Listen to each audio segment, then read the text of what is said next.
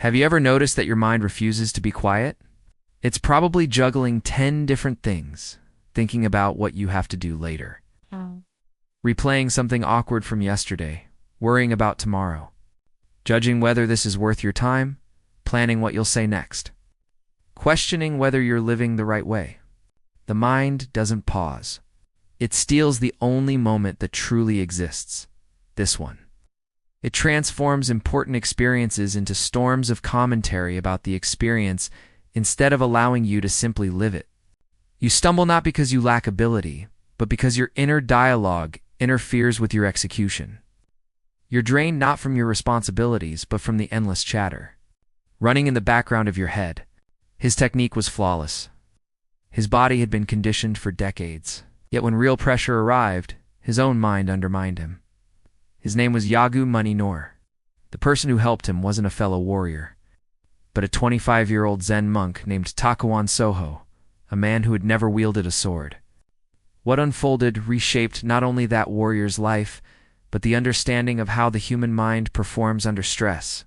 He had entered monastic life at 14 and spent 11 years immersed in Zen discipline, seated meditation, koan contemplation, calligraphy, tea ceremony, and the study of emptiness. He was respected in the monastery, yet privately he felt incomplete, as if he grasped Zen in theory, but hadn't fully embodied it.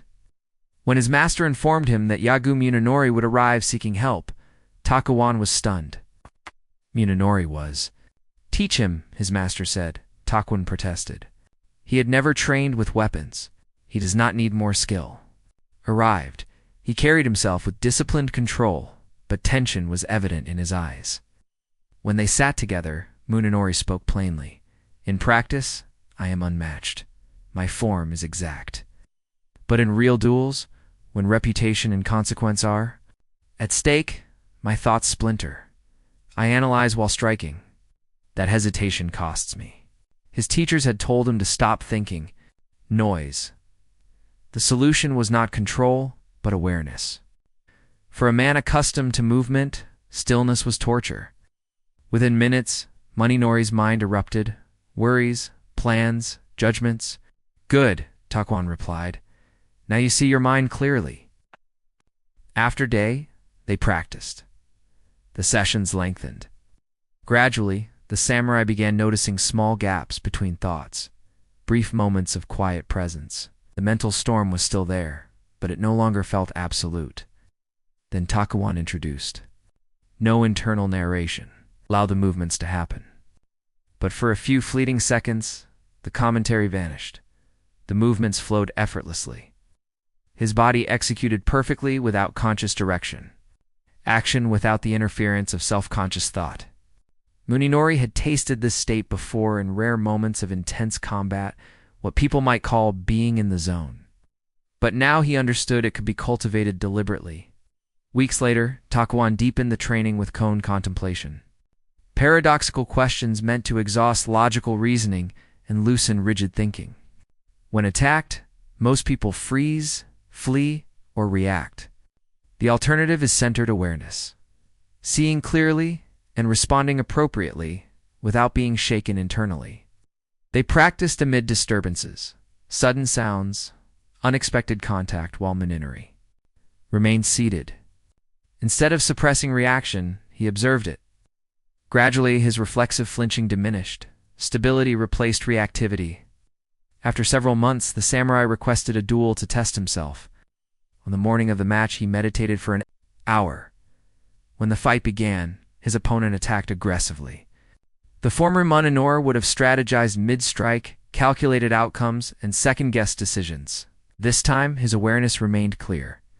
There was no internal debate, only perception and response. Movements emerged naturally. Duel ended decisively in his favor.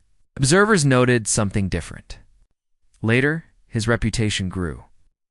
Other warriors sought the monk who taught not swordplay, but mastery of mind.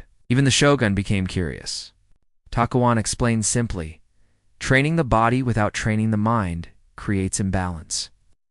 Under pressure, an untrained mind disrupts a trained body. Zen practice refines the wielder, not the weapon. He later recorded his teachings in what became known as the unfettered mind, describing mushin as a state where attention flows freely, never clinging to opponent, technique, or outcome. The immovable mind, he wrote, does not mean rigid. It means centered, like the eye of a storm, calm amid turbulence. In his final years, Takawan reflected that he had never needed to wield a sword to understand warriors. Meditation and combat were not opposites. Both required dissolving the ego that interferes with pure action. The swordsman aims to strike without hesitation. The meditator aims to observe without distortion.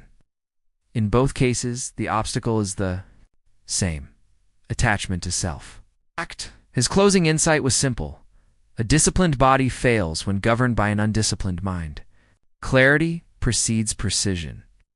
Inner quiet allows outer excellence. Whether your battlefield is literal combat or the demands of daily life, the principle holds. Sit. Notice your breathing. Witness your thoughts without chasing them. When the mind becomes steady, effective action follows naturally.